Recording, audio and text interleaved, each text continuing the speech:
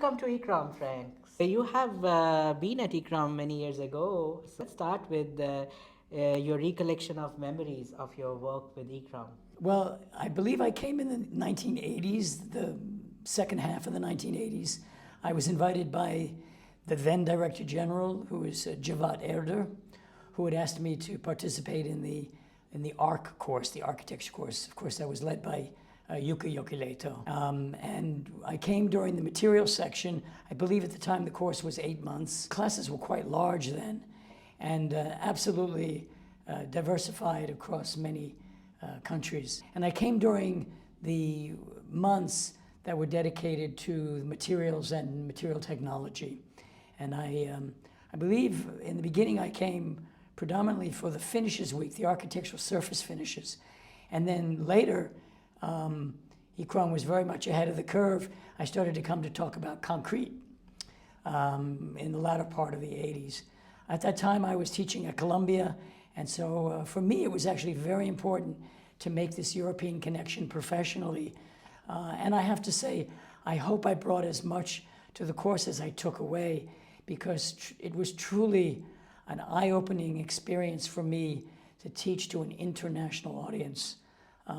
And I think one of the big takeaways was the recognition and realization that everyone realized that while they had many different expressions of heritage, they all shared in the same problems, more or less. And to witness that in my case, for my particular subject area, was really quite one of those moments of revelation for me to see that they understood that conservation was a shared international universal discipline. And it wasn't about the answers, it was about the questions. And that really happened for me as a teacher. I've been teaching for 35 plus years. That really happened to me here. I must remark on that because it's a really important moment. It was an important moment for me. The second intersection with ICCROM was our European summer course, which was renowned actually at its time. It was started by Jean-Marie Trutonico, who was at ICCROM, who was running the materials section, who invited me in fact. And every summer she began the course bringing Penn students at that point, University of Pennsylvania students in 1991 were coming for the summer, learning from ICCROM faculty and others. And each year the course was themed. So after several weeks of European theory, and by the way, American students need European theory, the course would then focus on a particular topic. It might be stone one year, surface finishes another, cultural landscapes another, and it always involved a site. So those were, and I used to accompany them. So those were really the two big arenas of activity. So, Frank, you have had a very distinguished career in heritage preservation practice, research, and teaching. If you can share with us how the field has evolved over the years. Well, 35 years is a fairly long time to be involved teaching. Well, the obvious answer is certainly the definition of heritage has changed. I mean, I have seen that in my own period of time involved as an instructor, as a professor. And of course, all during those years, I practiced as a practitioner as well. So the scope of heritage grew immensely. What started out largely architectural and, for lack of a better word, picturesque. Suddenly all forms of heritage were embraced, and also all periods. Suddenly age was no longer an issue. This had been slowly building in momentum, and I think certainly by the 90s it exploded, particularly with the projects that different institutions here at ICCROM at the Getty were doing on values-based assessment. So I think that changed significantly. And of course the other big component of that was the recognition and embrace of the intangible. I want to get back to that in a minute, but certainly the field, its origins, was so fixated on the object that very often, although I think it was implied, it often wasn't directly expressed in terms of the multitude of values tying physical heritage to people and the social values. It was there, but it wasn't so demonstrably expressed. And I think almost for a decade, that was a very dominant mode. And I think the pendulum swung very far to one side, and now I think it's righting itself back to the middle. I hope it is anyway. So, Frank, what do you think are the current challenges that are confronting heritage field as a profession, and how do you think we can address those challenges? So I think there are external challenges that are not of our own making, and I think there are professionally internal challenges that have been of our own making. Let me start with the easy ones. Externally, on everybody's mind right now is the issue of climate change. And it is particularly significant for conservation because conservators and the conservation field has always prided itself on learning from the situation, assessing the situation, collecting information to make an informed decision. And then knowing that that decision is, in the scheme of things, short-lived compared to the hopefully prolonged life of the place, of the site, of the building. So I think climate change is absolutely the elephant in the room when it comes to what has changed and what is challenging our past and current developed methods. Climate change is an anticipatory science, which means we have to be prepared for what we don't know, which is terrifying to a conservator. I think that's a big one. I think wrestling in a sophisticated way what this notion of values really means. It's easy to create a list of values. It's very hard to satisfy them. And I think we just need more experience in working this out and working this through to make a hierarchy out of a hierarchy of requirements. And that's going to take time, but I think we're on the right track. And the internal problems, I think, are lack of trust in our own field, in our own discipline, in our own profession. This morning I was in the ICCROM library looking at technical studies in conservation, which goes back to the 30s.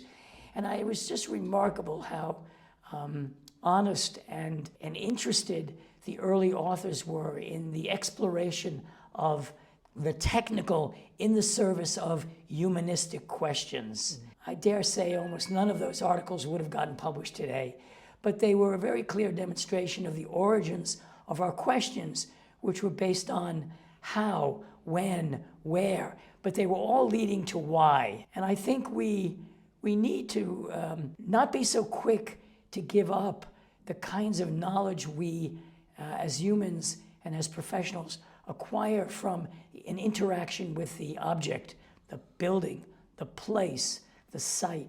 Those are very powerful relationships that we establish both emotionally and rationally through our mental activities.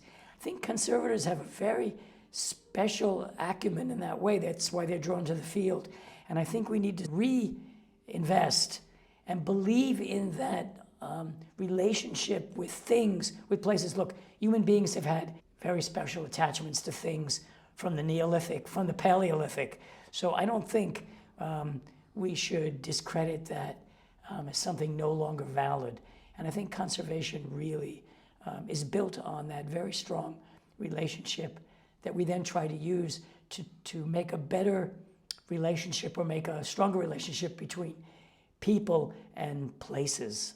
So that's the internal challenge I think we have, and we need really all hands on deck to reinvest and write about this and publish our own histories and really demonstrate that there is a long, what Kahn called, reflective thinking, where there is reflective judgment, which is a continual loop as we study a place, a building, a thing. What, in your view, are the essential things to think about for heritage preservation education for the coming generation, and especially if you can also highlight on the pedagogical aspects, but also the areas that need special attention in terms of teaching?